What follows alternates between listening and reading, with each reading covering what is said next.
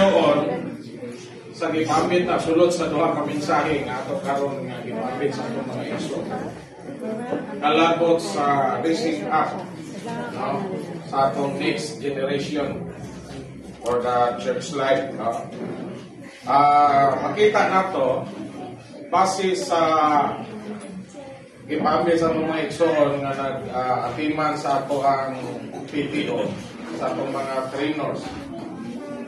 Ingon sila, compare nila sa miaging pipila ka tuig, kung sinilang bangko nagkipagkusga na ining pagtulunan nato sa kalapot, ining raising up, pagpabangon o sunod nga generasyon alang sa iglesyahan ng sa una, naugtos kayo sila.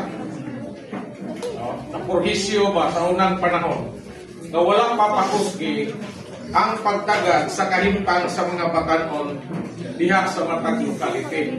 Unang sa una, ining-interview nila, daghang mga adik,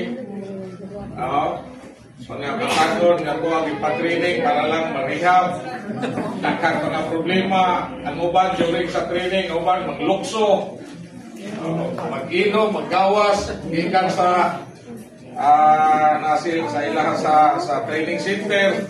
Grabe nga problema.